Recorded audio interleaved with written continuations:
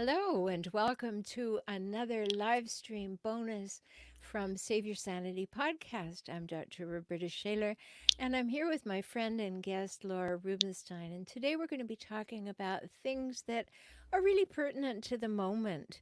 We have a lot of opportunity now to regroup. We may have a little extra time or little downtime. Some people are just as busy as always, but we might have some time, or we might take that time and see it as a good time for reflection. So, today we're going to talk about intentions matter in creating your new normal. And there may or may not be a new normal. What do you think, Laura? Well, I don't think we're being given a choice in terms of what we need to do here. We all need to do our part in taking care of our health for the world. And is there a new normal? Yes and no. I think that we have to adjust our daily routines to accommodate this. We have to adjust how we live our lives. But there are certain things that we need to create that are always been, like we can still live as we always have in many ways. Not the whole way, I get it. Can't go out and have parties, but we can do it virtually. We can still nourish our soul in the ways we know we need to do. So, yeah, there is a new normal. We have to embrace it, and I don't think it means disrupting everything in our world. I think it just means like shifting. Yeah, I think there's shifting going on, and I think we're in one phase of it. Like we're having a new normal because we're in downtime or shutdown time or lockdown time or whatever you want to talk about. But then going forward, when things become a little more free moving, a little more potential for being with other humans and all, would we like to create something a little different that is arising from what we have learned by maybe having a little more quiet time? Like, what are the possibilities? What are the opportunities for regrouping, for redirecting, for reassessing? Um, what am I learning by having this quiet time? I think is a really important thing to talk about. Mhm. Well, I guess it's an assumption that we're having this quiet time. I think we're having a different time. I know I'm busier than ever. In fact, we're recording this on a Saturday. I would have never been doing this on a Saturday, but my week is so full. So, the new normal, what do we want to create as a possibility? There is this opportunity to take our life to a higher level, a more higher intention, to put that intention in there. I think we were on a habitual pattern in many ways in our lives, and it's kind of gotten us out of certain habits and into new habits. So I love the title of today's topic here, which is intentions matter in creating your new normal. It matter in general, and I talked about this so often, and it really can help us this time if we use it to our advantage, can help us build what I call like a mental muscle of intention, using intention. So if you find you're in fear, if you find you're reacting, a great place to turn to is intention, which means slowing down and saying, what am I feeling and what do I want to be feeling? And then how can I get it? Right. And what's the reality versus the worry? That what is the reality that I want to create? So asking yourselves all these questions, even after the fact, like if you look back at something you did and you go, what was my intention that had that outcome? You can start to reverse engineer how your life plays out. But the other thing is true too, and you can go back and look and you can see I went in with no intention at all, and look what happened. What would have happened if I'd had an intention? Would Yeah. it have gone in a different direction? And I think that's where the power of pre thinking or deciding or having an idea of direction or having an idea about your values or your vision for your life or what your next steps are.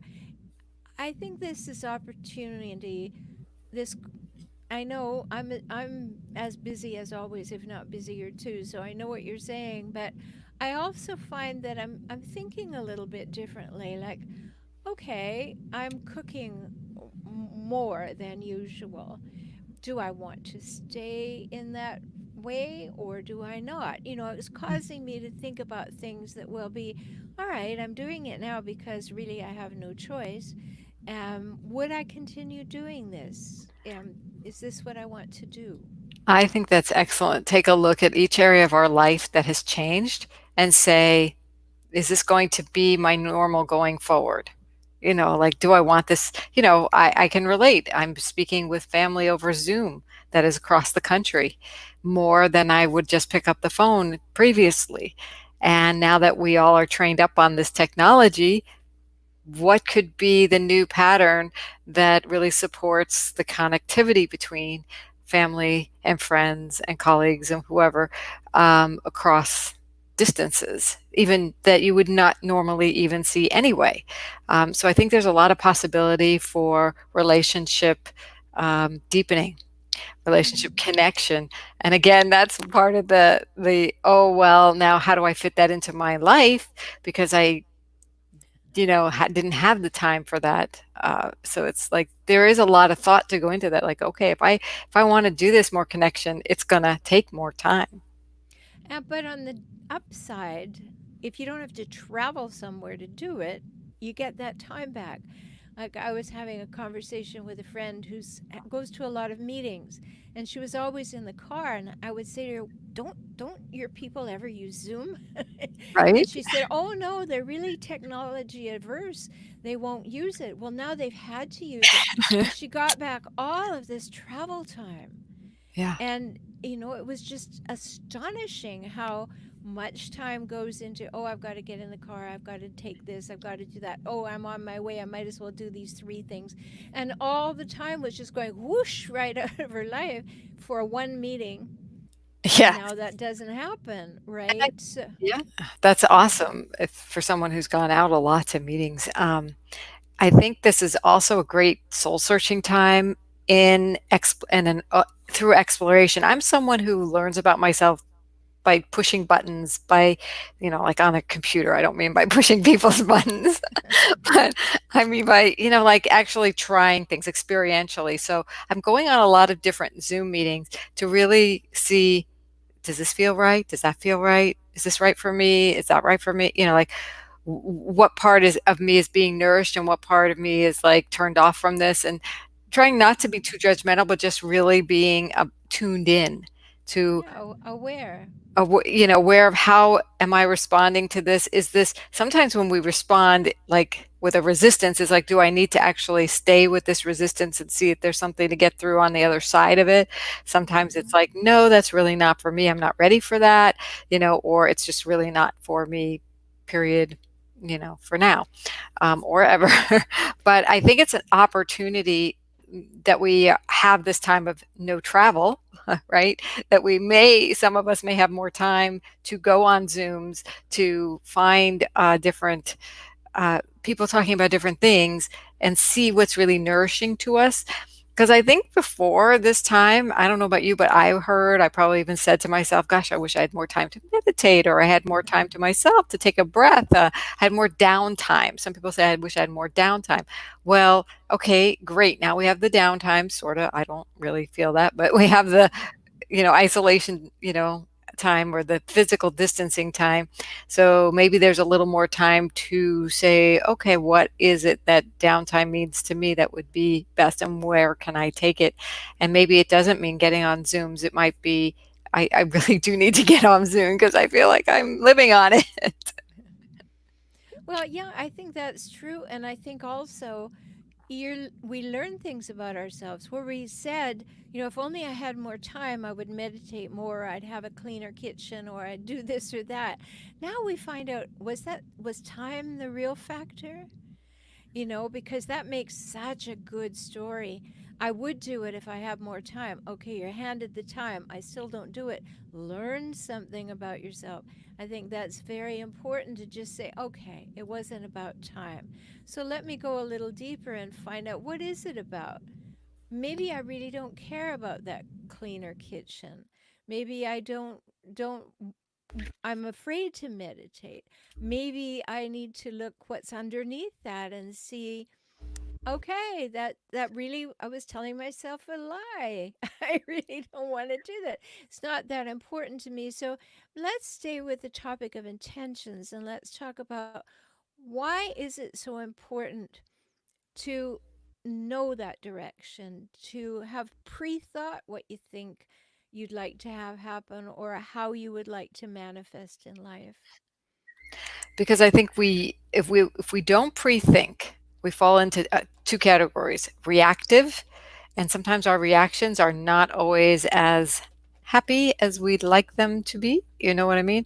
They're not. We're not always proud of them or feel like they really represent the authentic truth of ourselves. And the other thing is, if you're not pre-thinking your intentions, you fall into just an automatic way of being, then you regret. Sometimes you just regret where you're at, and where you could have had so much more power. Pre-thinking where you want to be sets your brain. I'm a hypnotherapist, so it presets your brain to get the outcome you want. So you actually get to have what you want if you take the time to say, what is the next hour of my life going to be like? Or what do I want tomorrow to look like? Or what do I want to have an outcome in my business? What do I want to have with my family time? You know, um, I think you hit the nail on the head when you were talking about, oh my gosh, what before, maybe it wasn't about the time, maybe it was something else.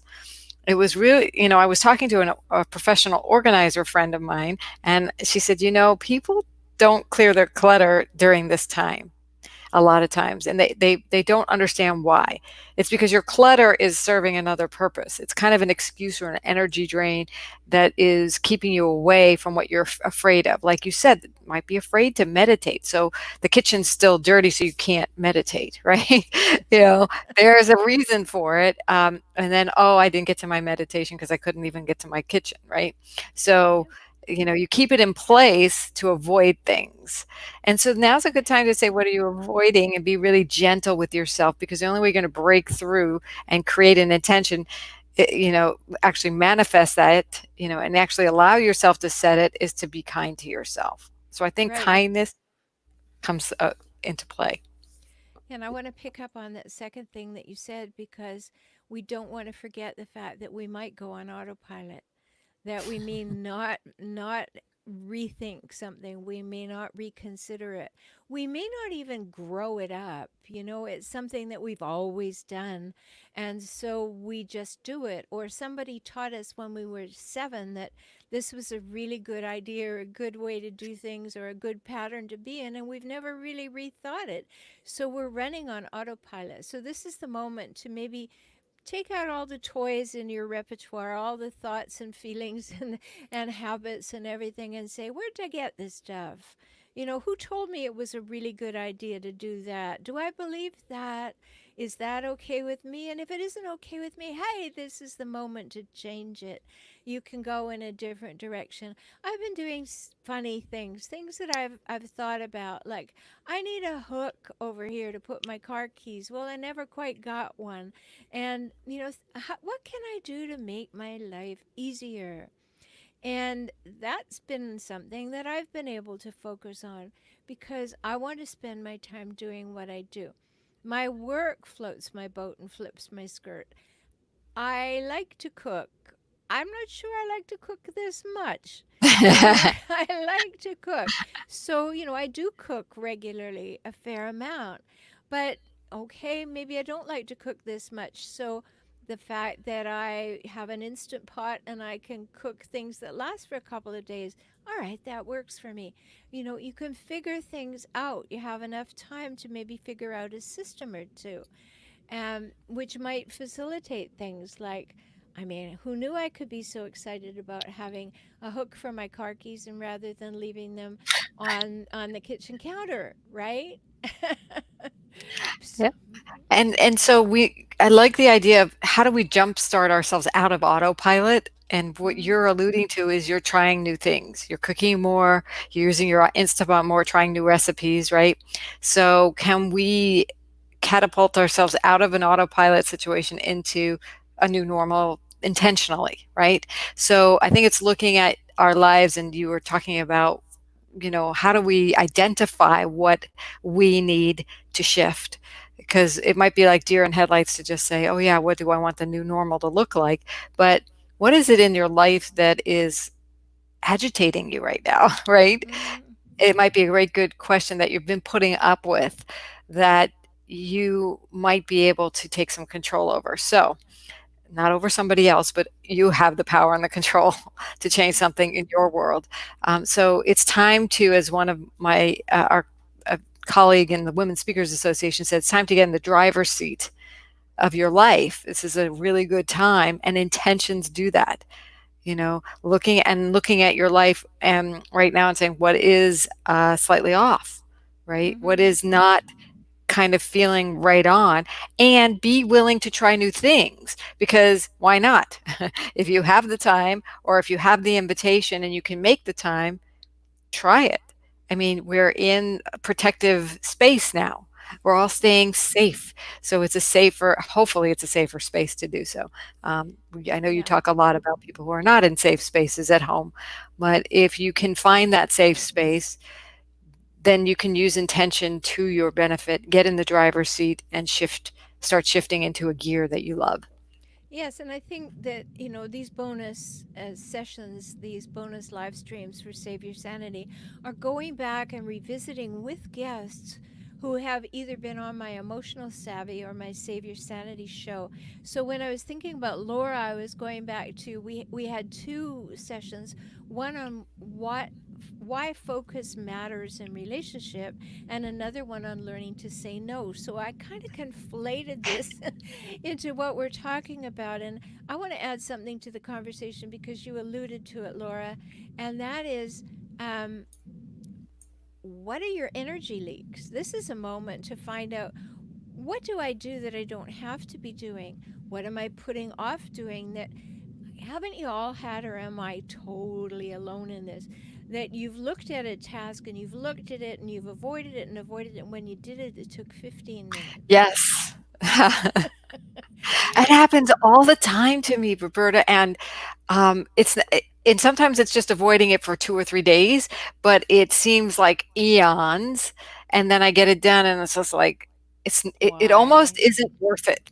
It's like, Yeah, it's like that. Oh, every time you look at it, you go, oh, I've still got to do that. Oh, it hasn't undone. And then you do it and you go, but you know why what? didn't I do it in the first You know what the place? benefit of doing it is, and actually having that awareness, it's building that mental muscles. Like, oh, well, if it was that easy this time, maybe it'll be easier next time. Maybe I'll do it a little instead of 2 or 3 days, it'll be 1 a day, 1 or 2 days, and then you can build that muscle of like, oh yeah, I can do that. I can clean this thing up and it'll take me 5 minutes.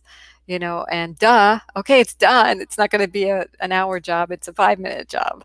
And setting timers and being realistic and just play with it. I think if we lighten up on ourselves, and we have fun with the energy and the intentions that we want to set, then we'll stop having these energy leaks too. So what are your energy leaks? You know what the first thing came to mind when you said that was not getting enough sleep. Mm. So I'm still in this question of how do I do that? Well, I am in the question of, I'm quite happy to get enough sleep, but how do you fall asleep?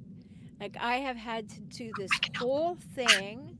Yeah, I've learned how now, but I had to do this whole thing of readjusting my time and intentionally quieting down before I went to sleep and making sure that the television wasn't on after a certain time and having certain rituals, small though they are, that prepared me for sleep.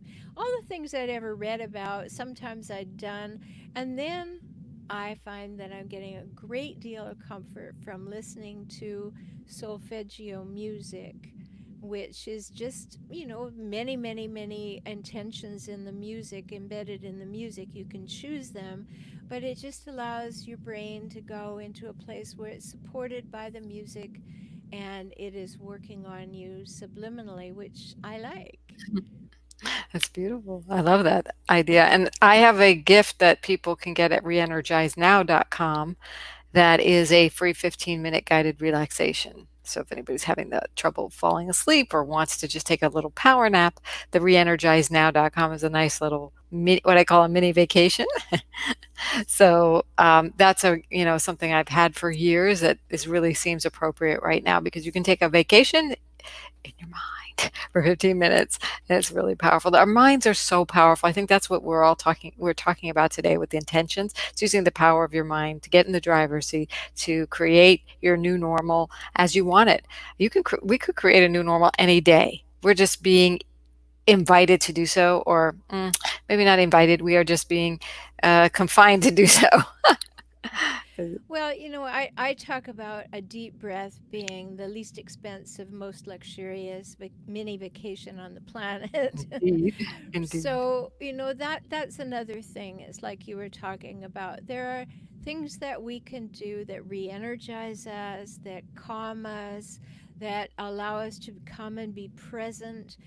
Sometimes when we're out in the world without this shutdown, lockdown, isolation, whatever you want to call it, that we get into that mode of be more, do more, have more, and we're always leaning in, like moving on to the next thing, moving on, pushing, pushing, pushing.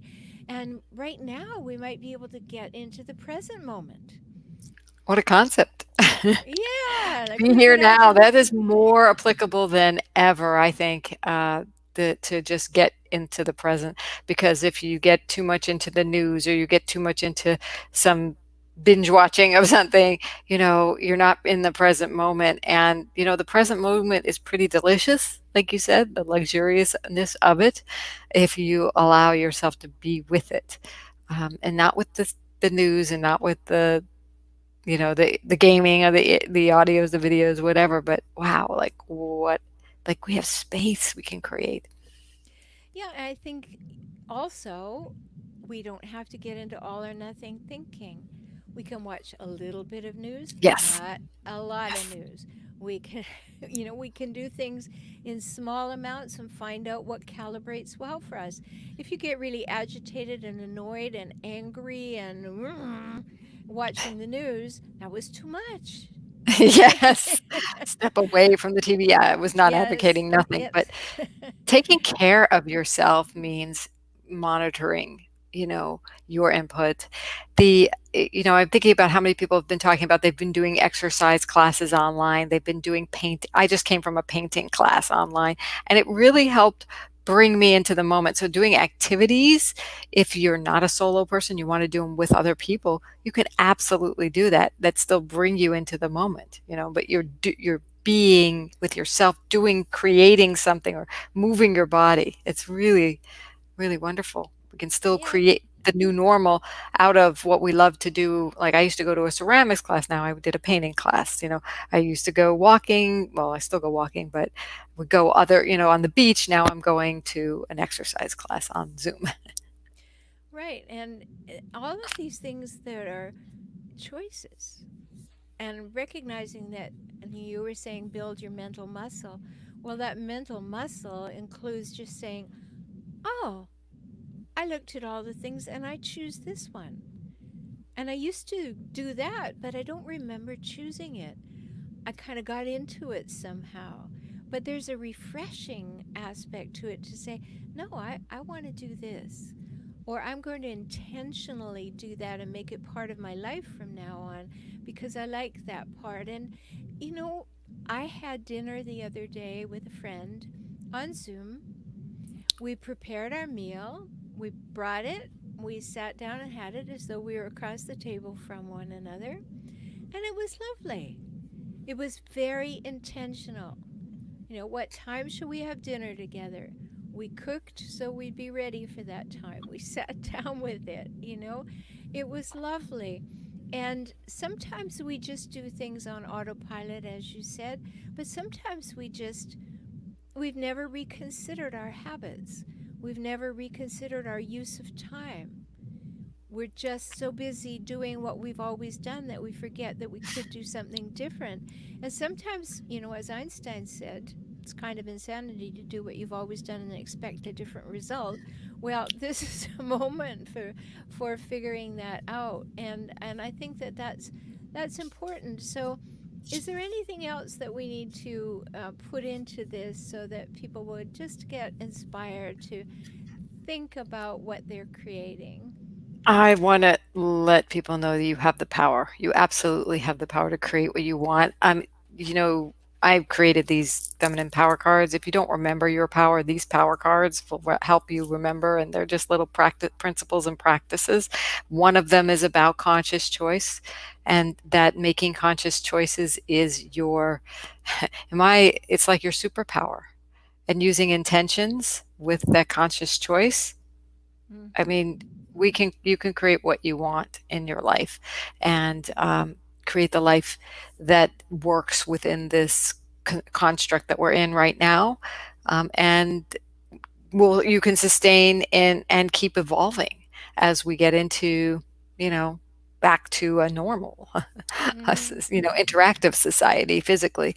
So I think this is a really rich time and an opportunity, like you had put on opportunities and possibilities for, you know, masterminding your own lifestyle, that's Mm-hmm. really, really designed for you. So if you need help, I mean, you help people with this every day. I help people with it every day, from business to personal. Mm-hmm. Yep, and there it is. Transform today if you want to get in touch with Laura.